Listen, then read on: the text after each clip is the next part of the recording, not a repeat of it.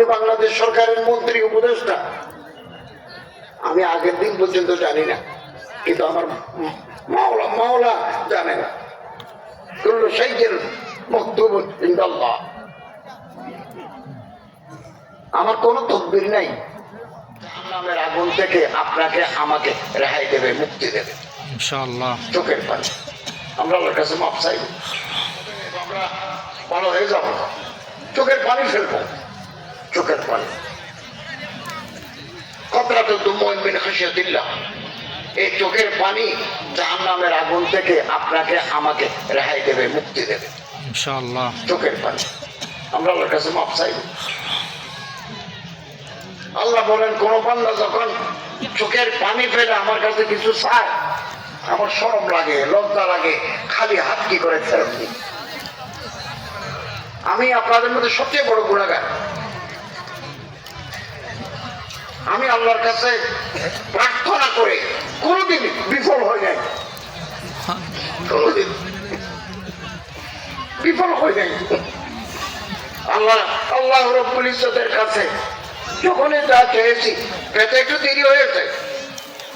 ইবনুল কাইয়্যিম বলেন, আমরা যখনই আল্লাহর কাছে কিছু চাইব, মোনাজাত করব, এটা দাও, এটা দাও, এটা দাও।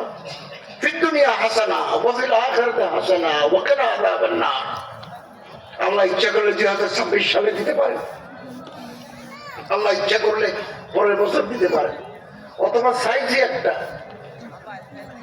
আল্লাহ দিবেন, আরো বড় দিবেন, যেটা আমাদের কল্পনার বাইরে, অথবা কিছু দুনিয়াতে দিবেন, বাকিগুলো আখিরাতে পূর্ণ করে দিবেন। আমি বাংলাদেশ সরকারের মন্ত্রী উপদেষ্টা, আমি আগের দিন পর্যন্ত জানি না, কিন্তু আমার মাওলা মাওলা জানে না। কুল্লু শাইইন মাকতুবুন ইনদাল্লাহ। আমার কোনো তদবির নাই, আমি গুমনাম শখস। ওয়াজ করি 2024 সালে, একটা মসজিদে ইমামতি করি, জুমা পড়াই 16 বছর, জিরি মাদ্রাসা পড়াই, কলেজ থেকে অবসর নিয়েছে 2019 সালে। এইটা মশগলা। আগের দিন কিছু লোক এসে বললো যে আমরা আপনার নাম দিছি, ওখানে উপদেষ্টা নেবেন, আমরা নাম দিছি। আমি এগুলো বিষয়ে আমল করি নাই। কত নাম কত দিকে যায়, পলিটিক্স, সিয়াসত, চালবাজি, এই আছে এই নাই, দিছে পালা দিলে দিল, না দিলে নাই।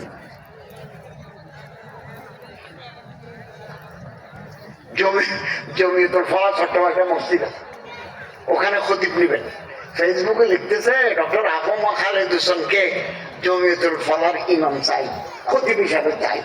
বাইতুল মোকাররমে খতিব নেবে।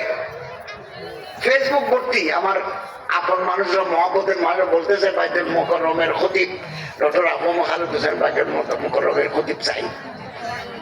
আপনিও চাইছেন, আল্লাহ তাআলা এমন করে দিয়েছেন, আমি বাইতুল মোকাররমের খতিব নিয়োগ করি। আল্লাহু আকবার। আমার স্বাক্ষরে বাংলাদেশের শ্রেষ্ঠ আলেম মুফতি আব্দুল মালিক সাহেব জিদাত মাহমুদ কুমকে আমি খতিব করেছি। সুবহানাল্লাহ।